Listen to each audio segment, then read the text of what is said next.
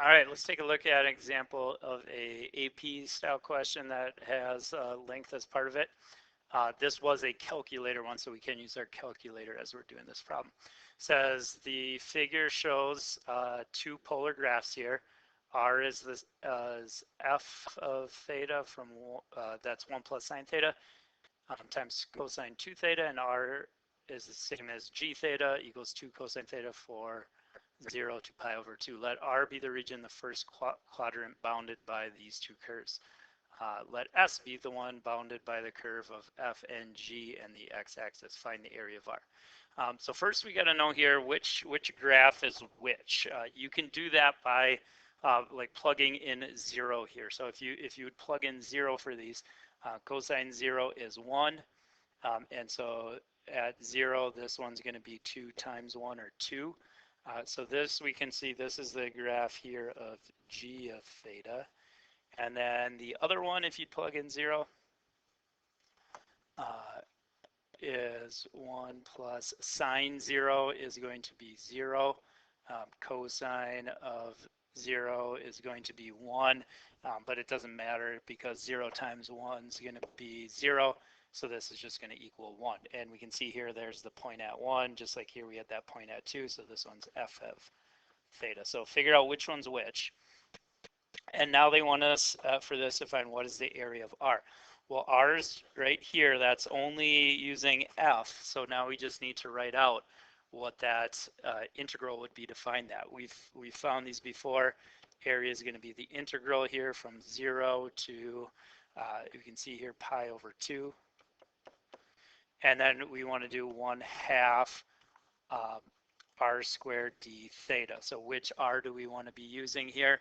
The one that is for f of theta equals 1 plus sine theta cosine theta.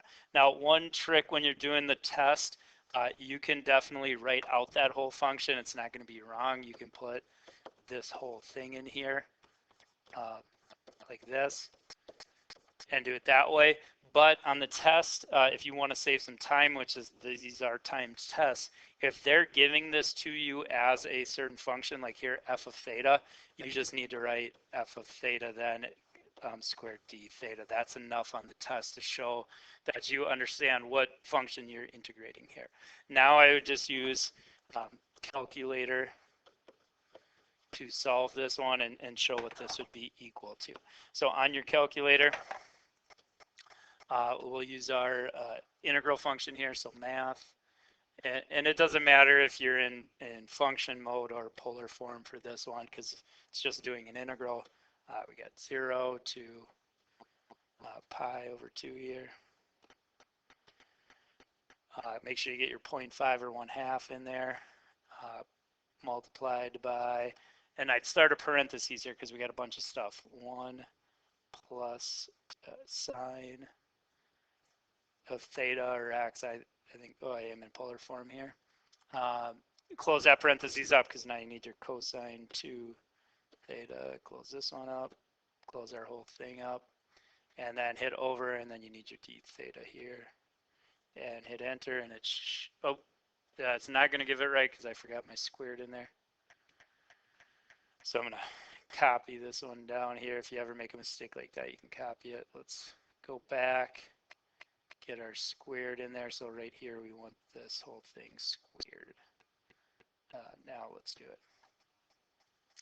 And there we go. There's the answer. And this was the correct answer for this one, that it's approximately, and remember on the AP test, make sure you do it out to 3 decimal places. So it looks like we got 0.648 would be the area there. All right, part B of this one. They want you to, or they say there's a ray theta equals k, where k is somewhere in between 0 and pi over 2. And pi over 2 would be the mark here, because if we do cosine pi over 2, that's 0, so that would be back at 0 there. Same with the other one. That divides S into 2 regions of equal area, right? But do not solve an equation using one or more integrals that gives this solution. So they're saying somewhere here, maybe it's right about here maybe, takes this area and divides it up where this area and this area should be the same amount. And I just guessed at it, I don't know where, but it's somewhere there. So we want to find where is this angle K. This is rotated as an angle of K here that would divide that up equally. Well, if we're going to do this, and they give you a hint here with an integral, we want to set these two areas equal to each other. So how would you set those areas equal? Well, write an integral that would find the area. So the one on bottom there would be from 0 to whatever the angle K is. And that area between those would be 1/2 the difference of those. So it'd be 1/2 of our outside one. Remember we said before that this is G theta and this is F theta. So it'd be the outside one, G of theta squared D theta, minus the other one. How we're talking about the inside one, which would be F of theta squared D theta. Or if you want, you could write this as 1, and it might be easier to do it this way, write it as 1, where you just, I'm going to take the half out. It'd be 0 to K of the outside one, G of theta squared, minus the inside one, F of theta squared D theta. So that would give you this area here that we were talking about. And then if you're going to solve for K, you'd want to set this equal to integral. That would tell you this other region of area up here. So that would be a similar integral, but this one would be from K to pi over 2, doing the same thing. And again, you don't need to write those functions out if they're established already as something else. So if you had that written out, that would, and we're able to solve that for K, that would give you the K value, the angle value that would work there. So that's what they were looking for this question. All right, part C. For each theta, where theta is between 0 and pi over 2, let W theta be the distance between the points with polar curves F and G. Write an expression for W of theta. So they're saying W's the distance between any 2 points on this graph. So if you took some ray here, like let's say we were using that one from K before, let's say we were using that, they're saying, erase this part of it, that W of theta is the distance anywhere between. So right there would be that far away. If we did another ray over here, then W would be that distance away, whatever that theta might be. So these distances are not always going to be the same. If we do one over here, that's kind of a bad spot to see it. If we did it there, for example, like right here, now it would be, that distance would be W theta. So depending on where you are, it's going to be a different length, but it's always the distance between those coming from the origin. So they want to know, write an expression for W of theta, where WA is the average value of W theta over that interval. So let's first figure out what is W theta here. W of theta is the distance between those. Well, if you want to find the distance between those, that's just taking whatever this point is minus whatever this point is and subtracting them. And the outer one, again, this is G of theta, this is F of theta. And so the W theta should be just whatever the G value is, the one further away, minus the F one, the one closer. So that would be what we want W theta to be. But now we got to figure out how would we find W of A, the average value. Well, that's a key term right there. They're telling you that you want to find average value. We found these average values before with integrals. So our WA here for our average we want to do average value. Remember, average value is doing this and coming up with that integral of our function here, which is w theta in this case, and seeing what that's going to be. So what's our average value going to be? Well, here we're doing this from 0 to 2 pi. So when we're filling in our integral, it's, or not 2 pi, pi over 2. It should be that, which means our average value should also be this minus 0. And we're integrating our function here of that. And they actually want you to solve this out, and they intend for you to use calculator on this one, not have to go through and actually solve that out. So what you're going to need to do is in your calculator, figure out what that integral is. So we're going to use calculator again to do integral. So we're going math. We're doing our integral here. And type in this one in. So we got from 0 to pi over 2. Oop. Typing in the wrong thing here. Pi over 2. And here it's our function w. Now we can't type in actually w here. We're going to have to actually put in what w is. W is g minus f there. So we got to type in the g function, which is 2 cosine theta for g minus what f is. And we should put a parentheses here because f has 2 parts to it.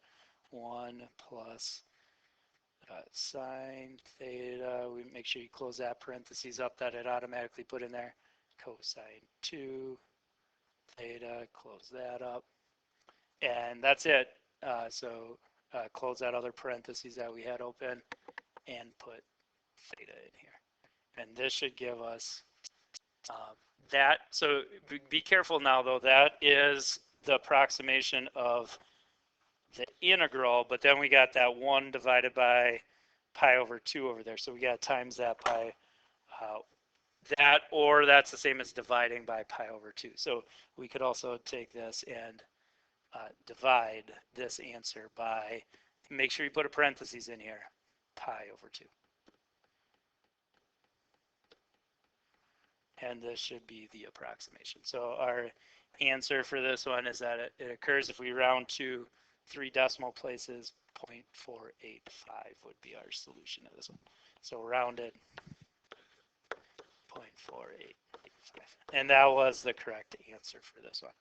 All right, there's one last part to this problem. It says using the information from part C, find the value of theta for which w of theta equals WA. Is this function w theta increasing or decreasing at that value of theta? Give your answers. All right, so what we know here is the value, that average that we just found, that average value is 0.485 from part C. That's what it was approximately equal to. They want the theta that this happens at. So they want to know, or what we want to find out is where does this graph, where's that the same as our w theta graph? Where do they intersect? So what we're going to want to do is use calculator to see where these graphs intersect.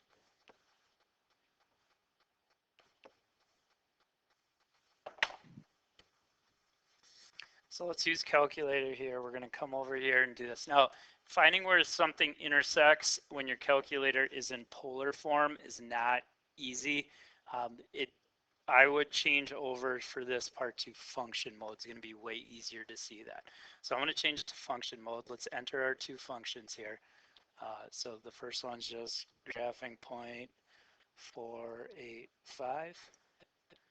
And our other one here, I'm going to clear out the functions I had. This other one, we're typing in our w function again. And remember, that's our g function, which we've been using to cosine theta. Now, this is going to put x in because we're back in function mode, but that's fine.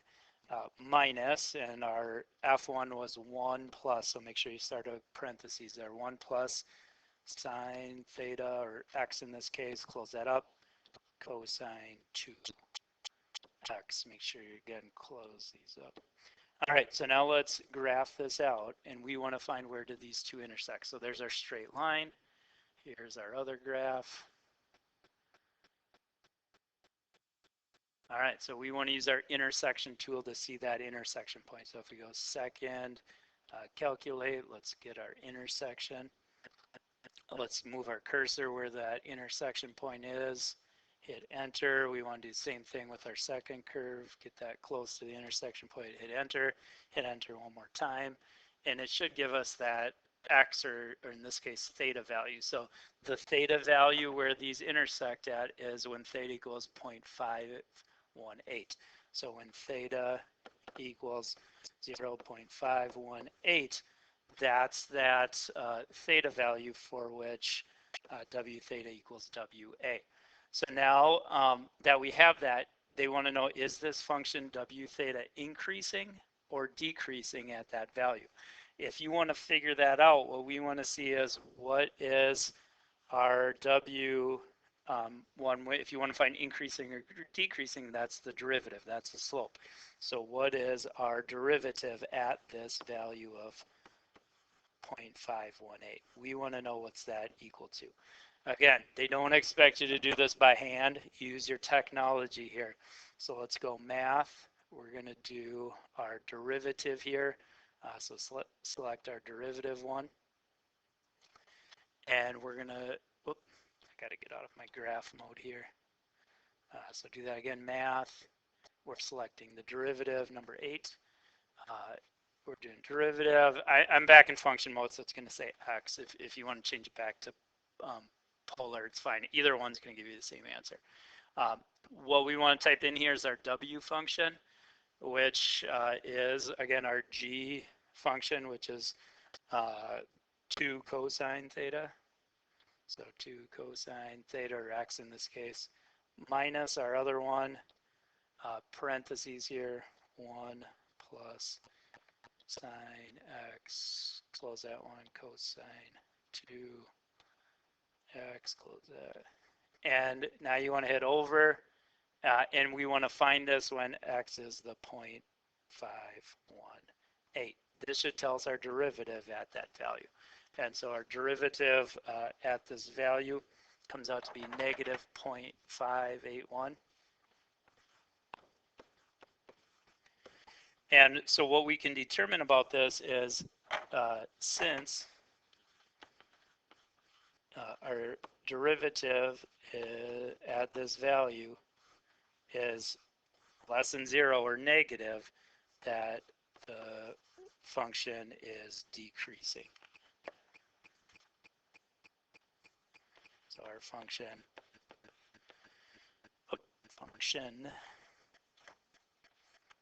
w of theta is decreasing because it's negative.